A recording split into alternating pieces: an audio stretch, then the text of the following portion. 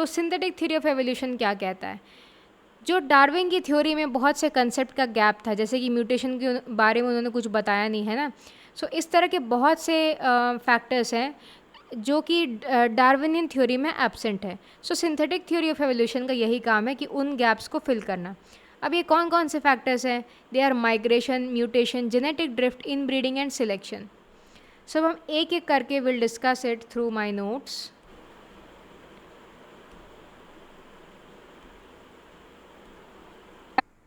So synthetic theory of evolution के factors, concepts को समझने के पहले सबसे पहले हम हार्डी-वीनबर्ग्स लॉ समझेंगे।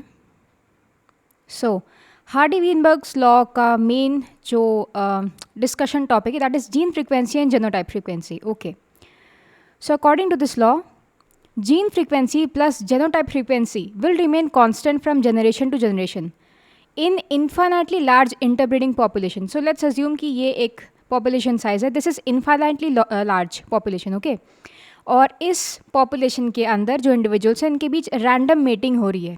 ओके, सो जो जीन फ्रीक्वेंसी और जेनोटाइप फ्रीक्वेंसी होगा वो दोनों कांस्टेंट होगा।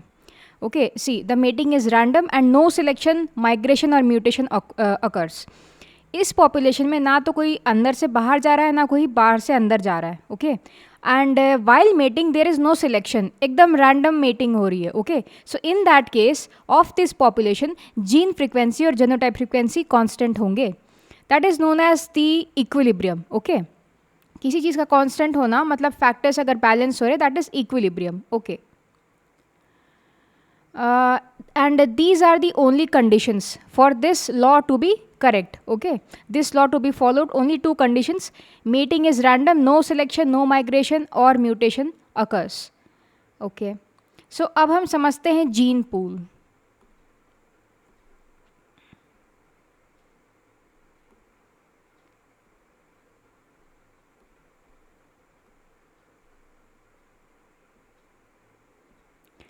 This is gene pool. Okay, so मैंने पिछले स्लाइड्स में बताया था कि suppose there is a trait, let is consider height. So इसके दो एलेल्स होंगे, एक टॉलनेस का और एक शॉर्टनेस का। ओके, सो इसी तरह से किसी भी ट्रेट का ये जो कैपिटल में है this will be the dominant trait and small में होगा recessive trait. Okay, so this is known as the gene pool. ये सारे कॉम्बिनेशन से जितने भी एग्जिस्टेंस में होंगे, कैपिटल ए स्मॉल ए है ना, इसके दो and then small A, these are the recessive genes. So ये कंप्लीट इस कॉम्बिनेशन को एक पॉपुलेशन के अंदर में देखा जाए तो that is known as gene pool. Okay, एक ही जीन के जो दो एलेल्स होते हैं वो कितनी बार रिपीट हो रहे हैं, कितने क्वांटिटी में प्रेजेंट हैं। Okay, then gene frequency, homozygous allele, this is homozygous है ना, and heterozygous alleles, heterozygous allele. Okay, so इसमें दोनों रिसेसिव और डोमिनेंट कंसिडर होगा। Okay, that is known as gene frequency, कितने बार ये अकर हो रहे हैं that is known as gene frequency. Then zygotic frequency, the type of individual. Suppose ऐसे इंडिविजुअल्स जिनमें दोनों जो जीन्स हैं दोनों डोमिनेंट एलेल प्रेजेंट है, तो इस तरह के कितने इंडिविजुअल्स होंगे एक पॉपुलेशन में, और इस तरह के जिसमें जो दोनों एलेल्स है वो रिसेसिव है, ऐसे कितने इंडिविजुअल्स होंगे, और जिनके पास हेट्रोजाइगस एलेल्स हैं ऐसे कितने इंडिविजुअल्स होंगे। तो that is known as zygotic frequency, the type of individual. Okay, then so this is all about gene frequency and genotype frequency. See, phenotype and genotype, let's try to understand. Genotype मतलब कि see these are the genetic combinations. Okay, लेकिन इसके phenotype क्या होंगे? या तो individual toll होगा, अगर ये हाइट का सपोज हम जीन को कंसिडर करें तो, या तो इंडिविजुअल टॉल होगा या फिर वो शॉर्ट होगा। लेकिन इसके कॉम्बिनेशंस क्या क्या पॉसिबल हैं? ये इंडिविजुअल जो होगा ये टॉल होगा। ओके, बिकॉज इसमें दोनों एलेल्स जो है डोमिनेंट है ना। सिमिलर विद दिस वन, इसके पास एक रिसेसिव है but again this will also be tall. So and then double A, okay, small double A, this will be a short individual. इसका क्या मतलब हुआ कि इन सारे जेनोटाइप कंडीशंस कॉम्बिनेशंस में जो फेनोटाइप होंगे वो सिर्फ दो तरह के होंगे। ये जो तीन इंडिविजुअल्स है ये टॉल होंगे, और ये जो एक इंडिविजुअल है ये शॉर्ट होगा। Okay, so what is the ratio? 3:1। This is known as genotype frequency. Phenotype frequency will be constant. Okay, it will be just two variations, either it is tall or it's small. Okay, यहाँ पे अगर genotype frequency देखा जाए तो again it will be the same, right? Then अच्छा, इसके conditions क्या है? Conditions for Hardy-Weinberg law. Population must be infinitely large. Okay, mating should be at random. Then closed population, कोई immigration या emigration नहीं. See, what is immigration? Suppose this is your hometown and this is the place you want to go. So when you go to this place, तो यहाँ के individuals के नज़रों में तुम एक इमिग्रेंट कहलाओगे. ओके, और अपने लोकल पॉपुलेशन, अपने होम टाउन के नज़रों में, वहाँ की पॉपुलेशन की नज़रों में, you will be called as emigrant. Okay, so this is a difference between immigration and emigration. In B, since you are migrating, यहाँ तुम माइग्रेट कर रहे हो, तो you will be known as what? Immigrant. और यहाँ से तुम निकले हो, ओके, तो you will be known as emigrant. Okay, I hope the concept is clear. Then the fourth condition is no mutation in alleles. अगर ये एलेल है, ये ठीक है, these are the two alleles of a single gene, तो इसमें कोई mutation possible नहीं होना चाहिए. Only then will the Hardy Weinberg law follow. Okay, then overcoming the inertia of changing gene frequency is described as evolution. See, mutation is one of the factors of evolution. Okay, अगर इसमें कोई भी changes होंगे in the gene frequency, okay, तो that will be described as evolution. Evolution मतलब कि there is a change of characteristic, right? एक specific gene है जो कि अपनी frequency बढ़ा रहा है population में, तो that is known as evolution. Then if equilibrium of genotype frequency and gene frequency is disturbed, then there is an attempt to establish new equilibrium.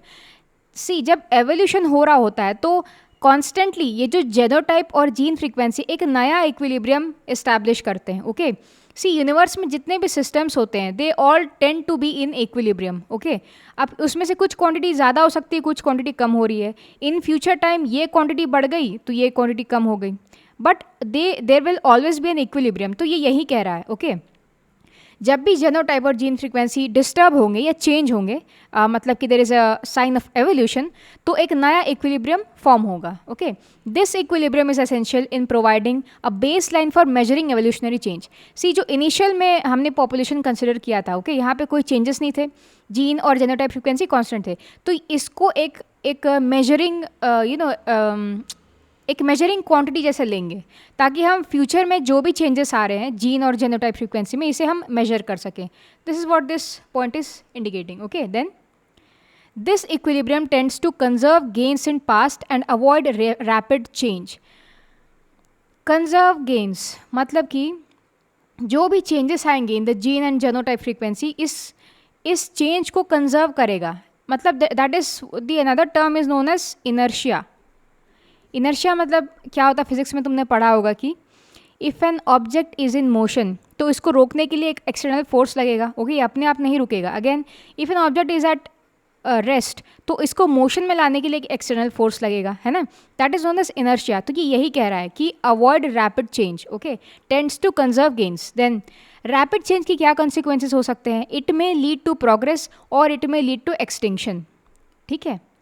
Then another significance of equilibrium is to conserve recessive genes which might be irrelevant today but may assume significance in future. So we'll discuss about this in the concept जो हमारा synthetic theory of evolution का जो पहला concept होगा, we'll discuss in detail about this one. So यहाँ पे अभी simply यही समझ लो कि सिग्निफिकेंस इस इक्विलिब्रियम का ये सिग्निफिकेंस है कि जो रिसेसिव जीन्स हैं जो कि अभी एक्टिव नहीं है उस पॉपुलेशन में, ठीक है, दे आर इरेलेवेंट टुडे, लेकिन फ्यूचर में if there is any environmental changes तो वो रिसेसिव जीन्स हो सकता है काम आए. ओके, तो इसीलिए एक कंजर्व करने का नेचर होता है इस इक्विलिब्रियम का. कौन सी equilibrium? The gene and genotype frequency equilibrium. Okay, so this is all about the Hardy Weinberg's law. अब हम सबसे पहला फैक्टर हम देखेंगे माइग्रेशन. ओके, सो इसमें कुछ केसेस हैं, will discuss it one by one. So case 1, immigration when local population is large. Okay, let this be a population. ये पॉपुलेशन इन्फाइनाइटली लार्ज है, लेट्स कंसिडर। तो इसमें पहला केस क्या हो सकता है, migrant gene is eliminated by local gene. अब यहाँ पे कोई पॉपुलेशन बाहर से कोई माइग्रेंट आ रहा है, तो यहाँ पे क्या होगा, इस माइग्रेंट की जो जीन है इस पॉपुलेशन में एलिमिनेट हो जाएंगी, किससे, बाय लोकल जीन से। The hybrid between local and migrant would be unlikely to be favoured. See, ये माइग्रेंट यहाँ पे आया, यहाँ के किसी इंडिविजुअल से मेट किया, ओके तो अब जो हाइब्रिड पैदा हुआ, ओके ये हाइब्रिड जो है it will not B favoured by the environment, क्योंकि यहाँ जो इंडिविजुअल्स हैं, जो लोकल पॉपुलेशन, वो ऑलरेडी अडेप्टेड हैं अपने इन्वायरमेंट से, ओके इसीलिए जो हाइब्रिड के जीन्स है यहाँ पे इस सिचुएशन में फेवर नहीं होंगे। Why, because hybrids will not be adjusted well to the environment.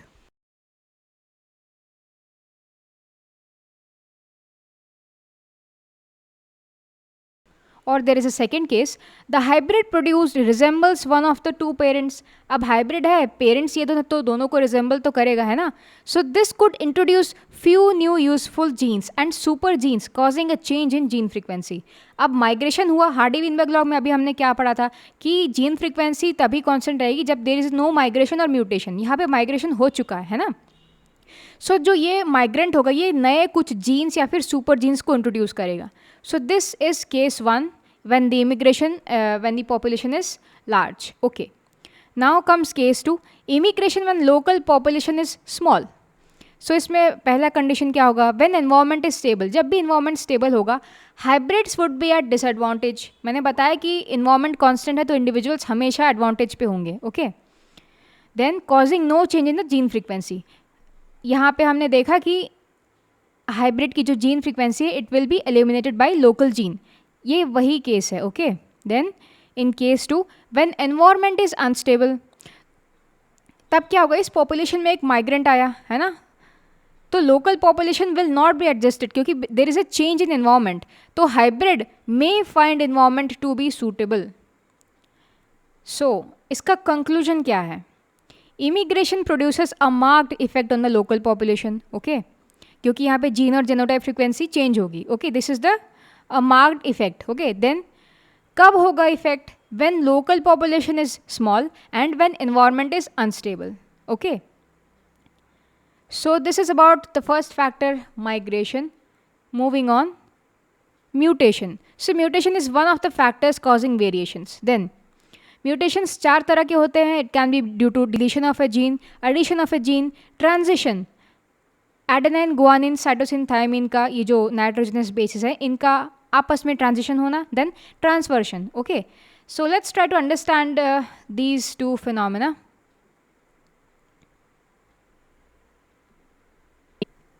So transition and transversion को समझने के लिए let's try to understand the structure of DNA.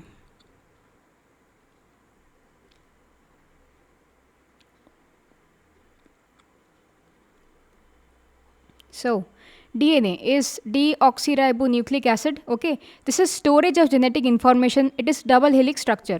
so DNA कहाँ present होता है, सी हमने प्लांट सेल, एनिमल सेल पढ़ा है, ओके तो सेल के अंदर होता है न्यूक्लियस, न्यूक्लियस के अंदर होता है क्रोमोजोम, क्रोमोजोम के अंदर डीएनए एंड डीएनए के अंदर जीन। ये एक सारे जितने भी यूनिट्स यहाँ पे हम इनको इंडिविजुअली नेक्स्ट लेक्चर में कवर करेंगे, okay so just understand DNA structure here. So DNA में कुछ इस तरह की सीक्वेंस होती है ATGCA, okay these are the nitrogenous bases, this is इस तरह के एक स्पेसिफिक लेंथ को जीन कहते हैं, okay see this is the DNA structure, this is the double helix, okay जो red and sorry yellow and blue से दिख रहा है, these are the nitrogenous bases, इनके नाम क्या है ATGC, adenine, thymine, cytosine and guanine, okay these have nitrogen in it, so this is why they are known as nitrogenous bases, okay अब ये जो बैकबोन है द डबल हेलिक्स स्ट्रक्चर, ये किससे बना होता है, this is a sugar phosphate chain, okay और जो बेसिस पेयर्ड होते हैं एक दूसरे से, सपोज इन द मिडल इसमें होता है hydrogen, they are connected by hydrogen bond, okay so this is the structure of DNA. यहाँ पे एडेनाइन हमेशा थायमीन से पेयर्ड होता है और गुआनिन हमेशा साइटोसिन से, this is fixed, okay there is no change in this. Then अब हम ट्रांजिशन और ट्रांसवर्शन समझते हैं. मैंने बताया था म्यूटेशन में जो लास्ट के 2 फैक्टर्स थे. सी, अगर एडेनाइन का चेंज हो रहा है गुआनिन में, ओके, आपस में दोनों चेंज हो रहे हैं, that is known as transition.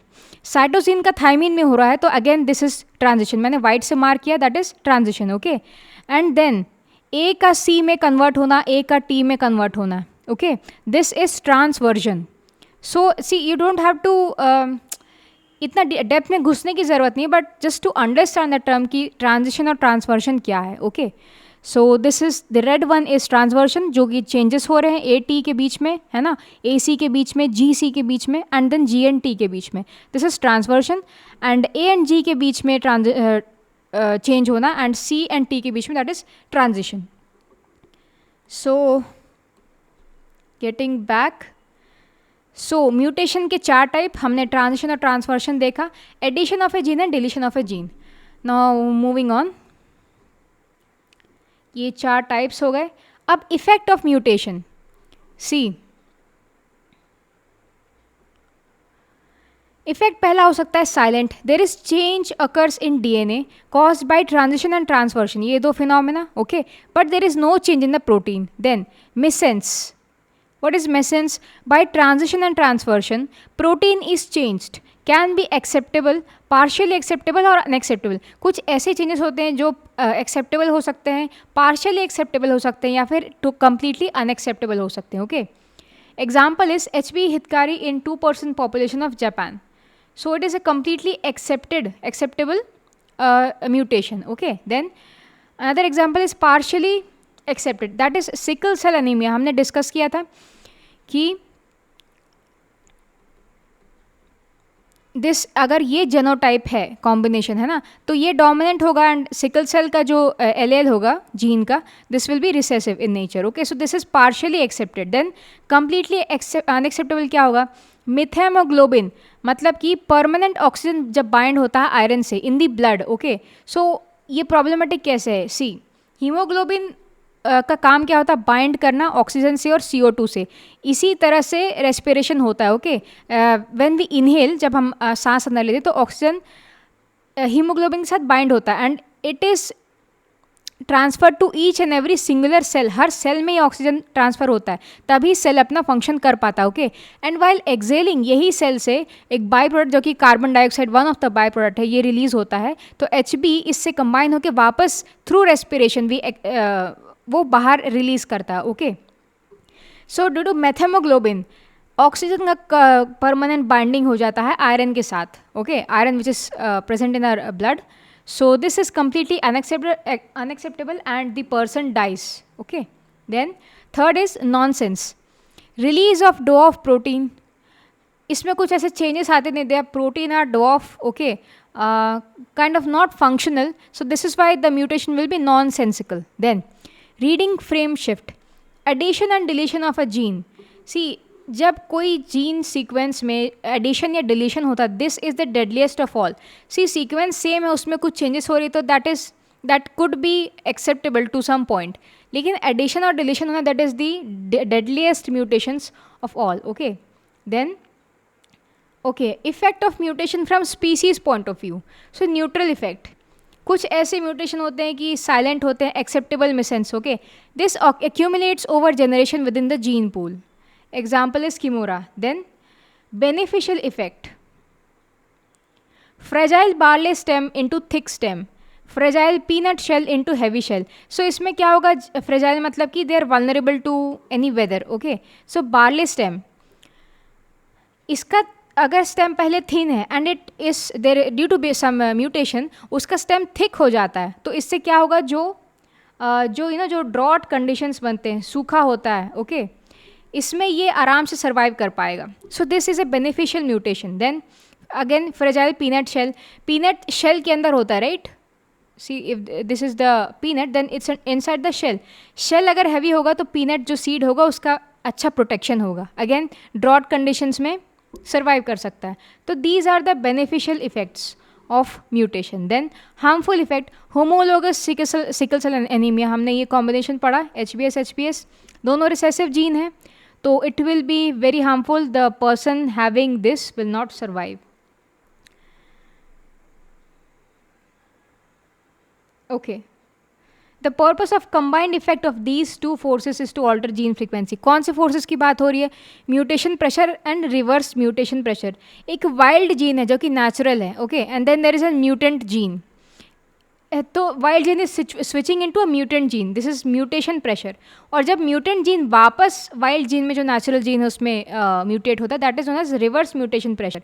So the purpose of combined effect of these two forces is to alter gene frequency. Okay, most mutations are recessive. For mutation to express in humans, it must be inherited from both parents, genetic. इसका हमने example लिया sickle cell का, है ना. Suppose if the father and mother both have this HBS, है ना, तो तीन में से अगर if they are having 4 offspring, अगर इनके 4 बच्चे होते हैं तो 4 में से एक ऐसा इंडिविजुअल होगा जिसके पास दोनों रिसेसिव जीन्स होंगे, राइट.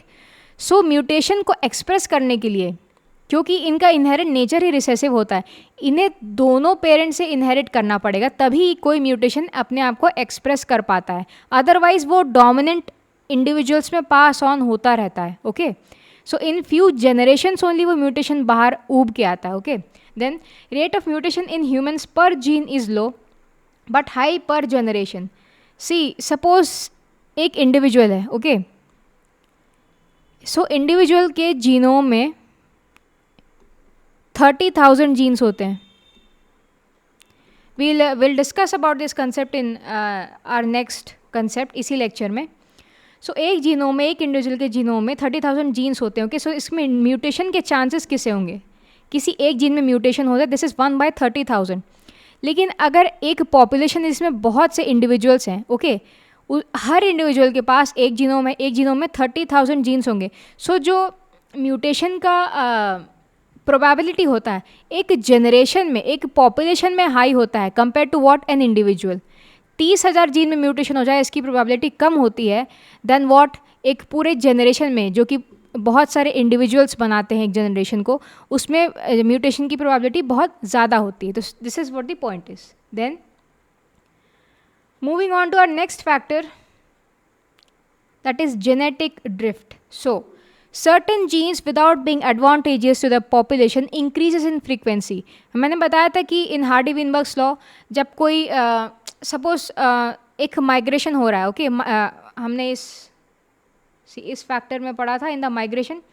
सपोज को हाइब्रिड आ रहा है तो ये एक माइग्रेंट आ रहा है, ओके, तो ये एक नए जीन्स लेके आएगा, है ना, उस पॉपुलेशन में. सो कुछ ऐसे जीन्स होंगे जब तक इन्वायरमेंट अनस्टेबल नहीं होगा, उसका जो अहमियत है उस रिसेसिव जीन का, है ना, उसके बारे में उसकी अहमियत पता नहीं चलेगी. So this is what it says, certain genes without being advantages to the population increase in frequency. क्योंकि वो हाइब्रिड है, एक माइग्रेंट आया है ना, and he is continuously mating in that stable population. So ये जो जीन लेके आया उसकी जीनोटाइप फ्रीक्वेंसी और जो जीन फ्रीक्वेंसी ये बढ़ेगी. Okay, then generally happens in small isolated population. अब इसके कुछ एग्जाम्पल्स देखते हैं. ओके, सो पहला example is 6 finger dwarfism in Amish tribe of US. So एक ट्राइब है US में, इसमें वहाँ के सारे इंडिविजुअल्स के पास 6 फिंगर्स हैं, ओके, और every one is dwarf. So what is the cause? Cause is migration plus inbreeding. Inbreeding मतलब कि एक पॉपुलेशन है, आइसोलेटेड है. अब इसमें जो भी इंडिविजुअल्स वो आपस में मेट कर रहे हैं irrespective of what the relation is, that is known as inbreeding. Okay, so उस कारण वो जो जीन है, ओके, वो अच्छा यहाँ पे माइग्रेशन भी लिखा है. सो एक ऐसा माइग्रेंट आया होगा जिसके पास 6 फिंगर होंगे एंड ही इज़ ड्वार्फ. अब वो इस पॉपुलेशन में गया एंड ही इज़ मेटिंग. सो इसके जो जीन्स है इस आइसोलेटेड पॉपुलेशन में बार बार सर्कल होंगे. ओके, सो एक समय के बाद, कुछ जनरेशन पास होने के बाद, इस पॉपुलेशन के सभी इंडिविजुअल्स के पास 6 फिंगर्स होंगे और every one will be dwarf. So this is what it's saying. Okay, then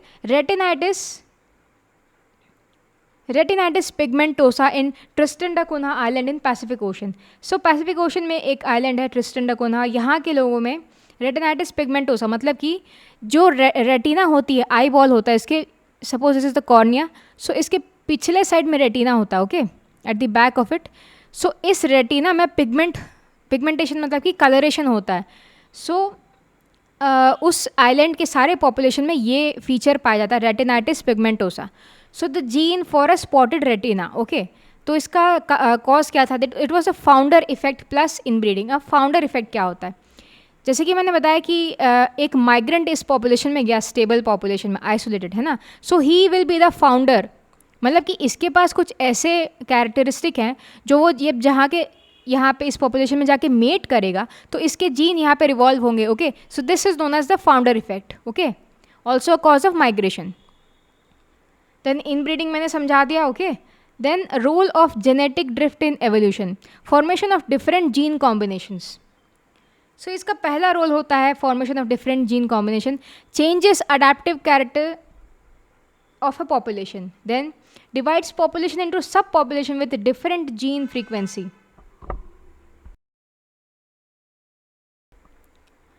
Divides population to subpopulation with different gene frequency. This causes competing subpopulation and species divergence. So यहाँ species divergence के बारे में बात हो रही है. See, so let's try to understand this. See suppose ये एक कोई स्पीशीज़ है ए, ओके, अब यहाँ पे कोई जोग्राफिक बैरियर आया, may be it could be a river, mountain, okay, so population यहाँ पे डिवाइड हो गया। ओके, कुछ पॉपुलेशन यहाँ चले गए, कुछ यहाँ चले गए, तो अब यहाँ पे जो इन्वायरमेंटल कंडीशंस में जो डिफरेंस होंगे, ओके, इसके कारण इनके अडेप्टिव जो कैरेक्टर्स ये डिफ़र करेंगे। सो बेसिकली यहाँ पे जो जीन है, ओके, जो स्पेसिफिक अडेप्टिव जीन था उसकी फ्रीक्वेंसी अलग अलग होगी यहाँ पे। Okay, so this causes what, a divergence in the species. Originally था ये ए, और ये अभी भी ए के अंदर ही आएगा। Okay, A dash and A double dash, लेकिन इस बैरियर के कारण कुछ कैरेक्टरिस्टिक्स चेंजेस आ गए। ओके, उन एक स्पीसीज के डिफरेंट पॉपुलेशन में। So that is known a species divergence. Then second point is success of disadvantages genes. So ऐसे genes which would be disfavored to be passed into individuals via selection becomes advantageous when it combines with other genes. This gene combination disadvantageous ones attain peak of advantages. So इसका यही कहना है कि कुछ ऐसे jeans होते हैं जो कि अगर इंडिविजुअल्स होंगे तो दे विल बी डिसएडवांटेजेस, लेकिन अगर इनकी कॉम्बिनेशन दूसरे जीन के साथ कर दी जाए तो they will be advantages. Okay, so this gene combination of both advantages or maybe neutral plus disadvantages, यहाँ पे प्लस का sign, so this one can attain peak of advantages. ठीक है, कॉम्बिनेशन में इनका वर्क हो रहा है। Okay, so this is the role of genetic drift in evolution. Then moving on to our next factor, that is inbreeding. सो मैंने पिछले example में बताया था कि 6 फिंगर ड्वार्फिज्म में है ना, इन ब्रीडिंग एक फैक्टर था कि उस पॉपुलेशन में सभी के पास 6 फिंगर थे और सभी लोग उस पॉपुलेशन में ड्वार्फ थे। Okay, so let's try to understand in breeding here. So mating of two closely related individuals. See, let's the circle be female and the square is male. Okay, now double line means marriage. ये जो diagram है इसको हम बनाना समझेंगे आगे. Okay, it will be our part of socio cultural as well as physical में भी रहेगा, पेडिग्री एनालिसिस वगैरह में. Okay, so let's understand it here. Double sign means marriage, there is mating here, coupling. Okay, then single line means they're siblings. So this is female 1, male 1, female 2, male 2. Okay, these male 1 and female 2 they are siblings, and male 1 की partner है female 1 and female 2 का partner है M2. Okay, so they had offspring. Okay, circle is girl. Okay, and the square is boy.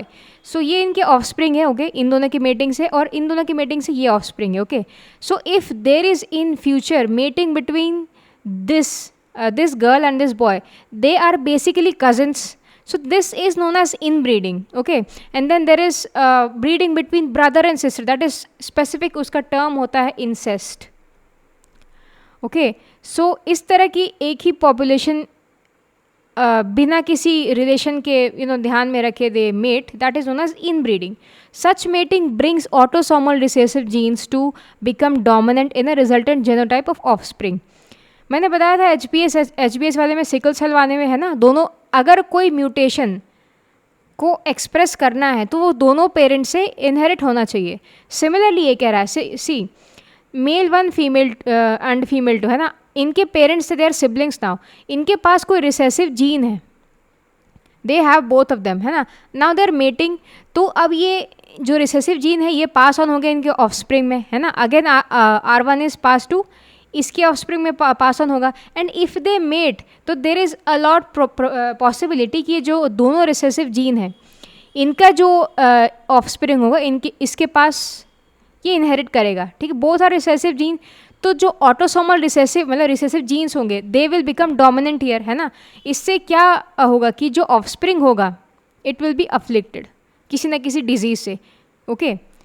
So see in ancient Egypt, you know, ancient Egypt में अपना blood line pure रखने के लिए वो लोग जो सत्ते पे होते थे, the kings and queens, they use to breed with their own siblings, okay, to keep the blood line pure, okay, the royal blood line pure so called, okay. So इस कारण क्या होता है, उनके जो ऑफस्प्रिंग होते थे वो हाईली अफ्लिक्टेड होते थे, वो बहुत ही you know physically they were very weak, they had lot of you know टेढ़े मेढ़े पैर होना, हाथ होना, ओके, मेंटली रिटार्डेड होना, these were the factors. So this was one of the concept in the ancient Egypt, okay. इसका एक और एग्जाम्पल है सिकल सेल एनीमिया, ओके। मैंने इसका कंसेप्ट समझाया था कि सी हेट्रोजेनस मीन्स कैरियर होंगे, है ना, होमोलोगस ये जो है offspring, afflicted offspring, so okay, this is the genotype of the mother and the father, okay, this is father and the mother, then इनका जब मेट होगा तो this will be the offspring, है ना, 3:1 प्रोबेबिलिटी होगी इसकी एक ऑफस्प्रिंग की अफ्लिक्ट होने की। So this is what it is about the inbreeding, okay. We have discussed about sickle cell anaemia, है ना, उसके जो जेनोटाइप फ्रीक्वेंसी है, so we'll not discuss it here. Then fifth point is selection. According to Hardy-Weinberg's law, there is an equilibrium of gene frequency and genotype frequency in a population, okay. So यहाँ पे selection, natural selection की बात हो रही है. If there is a new equilibrium established due to introduction of new genes, this means evolution. So one of the factors of evolution is also natural selection. इसको हमने Darwin's के theory में इसे डीपली डिस्कस किया, okay. So this is another factor, one of the factors of synthetic theory of evolution, okay.